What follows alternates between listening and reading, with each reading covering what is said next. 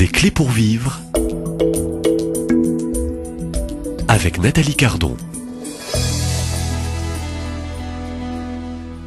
La petite voix de Thérèse de l'Enfant Jésus, c'est le titre de cet ouvrage aux éditions du Carmel, dont je reçois l'auteur depuis quelques jours. C'est un temps consacré à ce docteur de l'Église, docteur de l'amour, cette science de l'amour, cette confiance illimitée en la miséricorde du bon Dieu. Je relis un petit texte de votre ouvrage. Je vous salue tout de suite. Bonjour frère Jean-Gabriel. Bonjour Nathalie. Donc je rappelle que vous êtes prieur du couvent des Carmes à Toulouse et que l'on peut venir aussi prier tout simplement. Oui.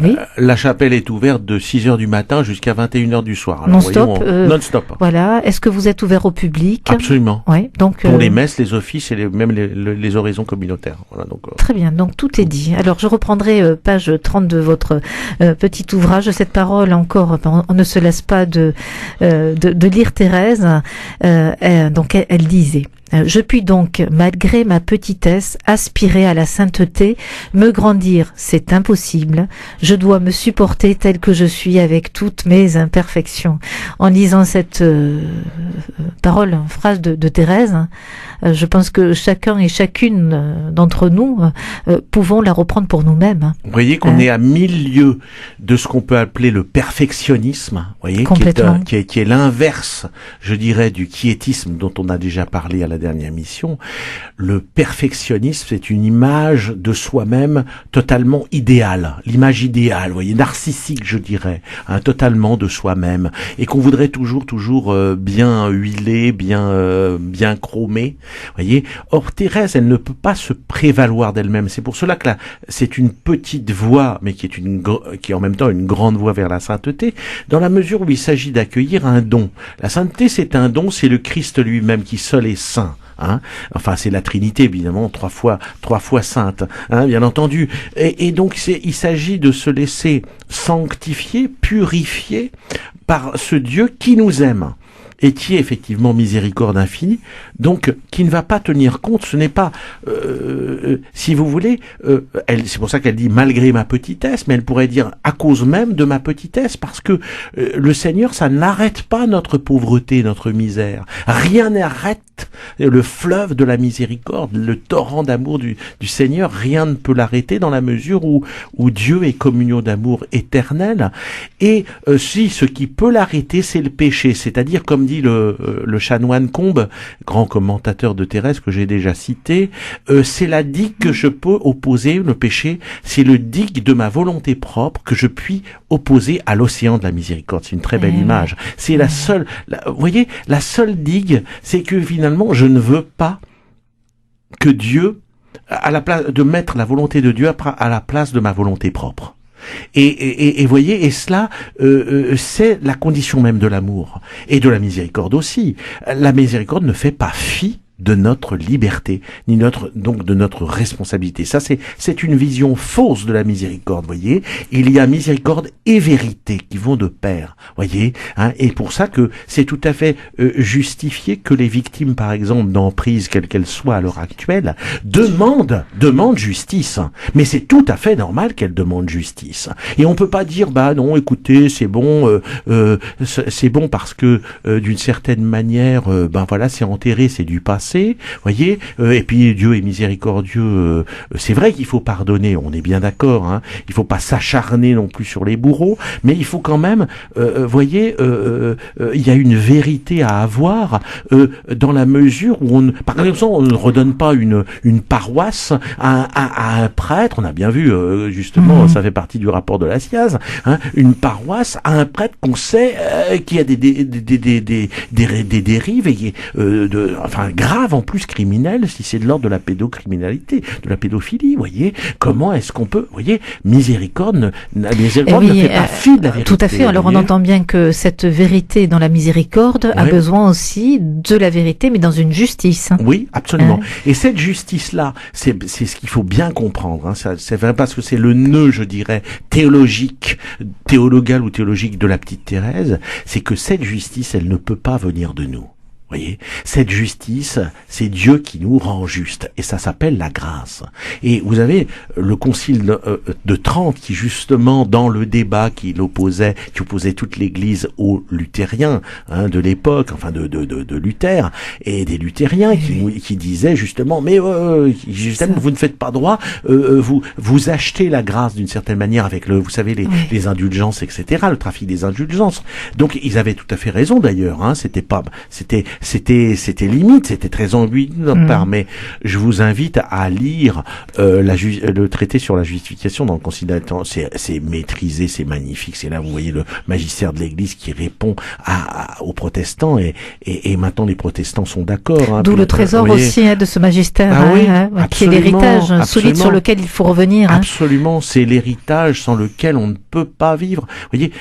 Donc avoir aussi une bonne, je dirais, lecture aussi de cette doctrine de l'Église entre les mains. Thérèse est authentiquement, je dirais, classique, traditionnelle. Elle s'enracine dans cette tradition vivante, qui est la tradition apostolique de l'Église. Elle va y reposer.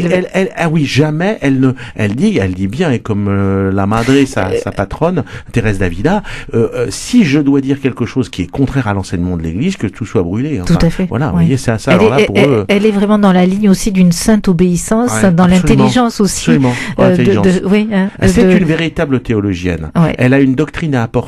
C'est pas pour rien qu'elle est docteur d'église. Moi, j'ai beaucoup plaidé, avec d'autres, Guy Gaucher, etc., pour le doctorat de la petite Thérèse, parce que je crois qu'elle a vraiment, s'il y a vraiment une doctrine à diffuser à l'heure actuelle, je crois que c'est vraiment la petite Thérèse qu'il faut voir. Parce que puisqu'on parle de doctrine, il y a des dérives, justement, aujourd'hui, dans la théologie, parmi les théologiens. Il y a des dérives au niveau théologique, mais il y a aussi, vous le savez bien, des dérives au niveau psychospirituel, au niveau des abus d'emprise sexuelle et bisexuelle, voyez, les deux en général sont liés, voyez, et puis il y a une dérive quiétiste aussi dans la spiritualité. Il y a aussi les fausses mystiques. Je suis désolé, alors ça donnera peut-être l'occasion d'avoir une autre série d'émissions. Au fond, Thérèse est une mystique. Oui, mais mais elle n'est pas dans la dérive authentique. Elle n'est pas dans la dérive dans la mesure où c'est une mystique qui comprend que la foi est le seul, comme dit Saint Jean de la Croix, qu'elle connaissait par cœur. Saint Jean de la Croix dit que la foi est le seul moyen proportionné de l'union de l'âme avec Dieu. Et la foi est une connaissance de Dieu obscure et non pas immédiate. C'est pas possible. On n'a pas l'évidence de Dieu ni même des visions, etc. Je suis désolé, c'est très rare et en même temps, faut pas s'y fier. Faut vraiment et il faut pas y reposer. Absolument pas. Oui. Donc, la foi est obscure, comme dit Saint Jean de la Croix, certaine, mais aussi obscure. Mais elle est certaine aussi. Donc, il y a une certitude de la foi, bien entendu, on ne s'appuie pas sur rien, justement. Dieu nous donne de croire en sa révélation, mais en même temps, c'est obscur. Donc, la mystique, vous voyez, des grands élans, des visions, etc. Je suis désolé, c'est donné à certaines âmes, mais à certaines âmes privilégiées, exceptionnelles, et qui se rangent toujours à la vie du magistère, vous voyez, et qui n'entraînent pas de dérive, voyez, et qui sont véritablement authentifiés. Pour cela, c'est le magistère qui est authentifié. Voilà, donc c'est une authentique mystique. Oui, c'est une authentique petite mystique, sœur Thérèse. Très peu. Elle a eu des grâces personnelles, comme la grâce de la nuit de Noël, mais par contre, elle avait une oraison et une vie d'oraison très sèche, très aride, justement. On y reviendra. Et on y reviendra. Parce que il faut le dire aux auditeurs, ce n'est pas parce que vous avez une vie d'oraison aride et sèche que Dieu n'est pas présent. Bien au contraire. C'est tout le contraire. C'est tout le contraire, car ça a été, je dirais, le cas. Là aussi, il faut le dire. De cette grande sainte. Voilà. Oui, on en beaucoup de dérives aussi. Oui. En fait, les dérives sont multiples. Voilà. Donc, au fond, j'ai presque envie de clôturer ce 4e numéro, donc consacré à la petite voix de Thérèse, avec qui on avance jour après jour. Thérèse, en fait, qui a ce grand désir aussi de vérité. Donc, je dirais, vous intervenez pour, je dirais, une parole qui soit la plus juste possible concernant et vous appuyant aussi sur la doctrine de l'Église. l'Église. Amour et vérité vont toujours ensemble, comme dit le psalmiste. Tout à fait. Amour et vérité. Alors, on n'a pas le temps de développer aussi, je dirais, le temps des faux prophètes, des faux témoins, des faux mystiques, mais on est dans ce temps-là. Aussi, vous voyez, les pères Philippe, l'affaire des frères Philippe nous révèle tout à fait qu'il y a une dérive mystique absolue, une mystique érotique, vous voyez, érotico-mystique, enfin une dérive érotico-mystique. C'est absolument incroyable de dire que finalement il y avait une union entre Marie et son fils. Enfin, vous voyez, où est-ce qu'on est? Enfin, je veux dire, on est dans le pur fable, mais dans le pur ésotérisme chrétien. Enfin. Je vois pas où on est. Et qui s'étend. En tout cas, on est absolument pas dans la vraie mystique. Alors on est là, et au fond, vous êtes là aussi en tant que carme, prière du couvent de Toulouse, et puis je dirais vous représentez aussi Thérèse de Lisieux avec cette petite voix, puisque vous êtes, je dirais, un grand amoureux de Thérèse et connaisseur. Pour plaisanter, c'est votre amie. Pour plaisanter, j'ai toujours. Alors plaisantez. Je dis toujours après ma mère. Thérèse est la femme de ma vie. Bon. Et j'ai toujours un peu. Oui. Voilà, c'est la femme de ma vie. Voilà. Gardez votre femme et puis partagez la femme de votre vie. Voilà. Mais c'est avec un peu d'humour et de légèreté malgré la gravité des temps, du monde et de ce que l'Église aussi dans son institution traverse actuellement. Alors je vous propose, frère Jean-Gabriel, de vous retrouver pour le 5e numéro dès demain à cette même place. Et merci. Je vous en prie.